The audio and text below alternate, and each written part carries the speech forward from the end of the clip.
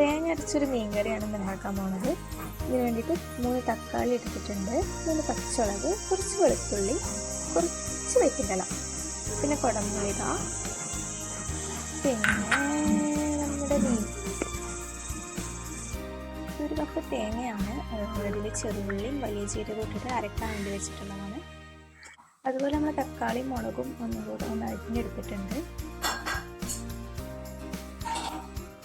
ഇപ്പോൾ വേണ്ടതൊക്കെ റെഡിയാക്കി വെച്ചിട്ടുണ്ട്. ഇനി നമുക്ക് മീൻകറി ഉണ്ടാക്കാൻ സ്റ്റാർട്ട് ചെയ്താലോ.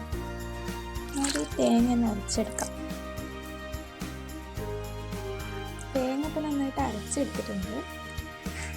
നമ്മൾ വലിയ ജീരകവും ചെറുതും തേങ്ങയും കൂടി അരച്ചെടുത്തതാണത്.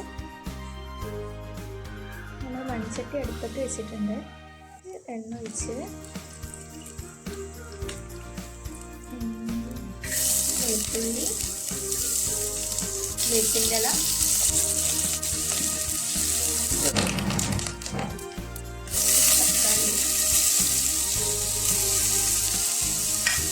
തക്കാളി പച്ചമുളക് ഇട്ടിട്ടുണ്ട്.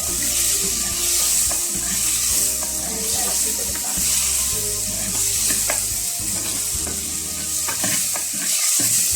തക്കാളി ഒന്ന് വെന്ത് വരുന്നവരെ നമുക്കൊന്ന് ഇങ്ങനെ ഇളക്കി കൊടുക്കാം.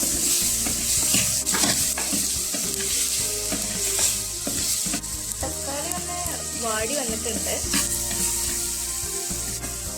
നമുക്ക് കുടംപുളി ചേർക്കാം.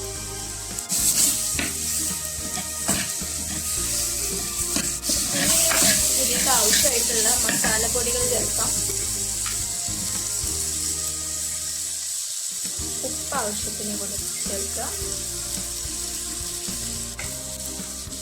മഞ്ഞൾപ്പൊടി, മുളക് പൊടി ആവശ്യത്തിന് ചേർത്ത് കൊടുക്കാം. മല്ലിപ്പൊടി ഇളക്കി കൊടുക്കാം.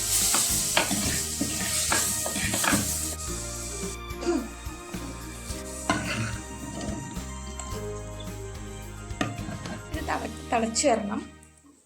അടച്ചു വെക്കാം. ഒന്ന് തിളക്കട്ടെ. പിന്നെ നമ്മൾ മത്തി നന്നായിട്ട് കഴുകി വെച്ചിട്ടുണ്ട്. അപ്പോൾ ഇത് നന്നായിട്ട് തിളച്ച് വരുന്നുണ്ട്. നമുക്കിതിലേക്ക് മീനിടാം.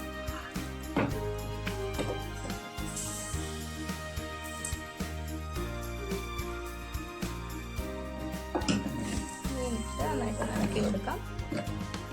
മീന് ഇതിലൊന്ന് കിടന്നിട്ട് വെന്തിട്ട് വരട്ടെ. നമുക്ക് നിറച്ച് വെക്കാം.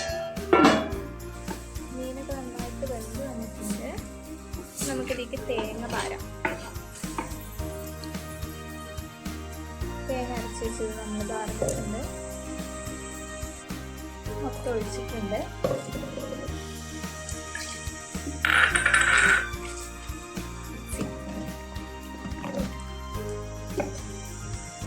തിളച്ച് വരുന്നത് വന്നാൽ നമ്മുടെ മീൻകറി റെഡിയാവും. നമുക്കൊന്ന് തിളക്കാൻ പറ്റും. മീൻകറി നന്നായിട്ട് തിളച്ച് വന്നിട്ടുണ്ട്. മാങ്ങിയേക്കാം. ഈ മീൻകറി നമുക്ക് ദോശയുടെ കൂടെയും ചോറിൻ്റെ കൂടെയൊക്കെ നമുക്ക് കഴിക്കാൻ പറ്റും. നമ്മൾ തേങ്ങ അരച്ചിട്ടുള്ള കുടംപുളി ഇട്ടിട്ടുള്ള മീൻകറിയാണ്. അതുകൊണ്ട് അതിന് അത്യാവശ്യം നല്ല ടേസ്റ്റും ഉണ്ട്. നമുക്കിനി അടുത്ത വീഡിയോയിൽ കാണാം. ബായ്.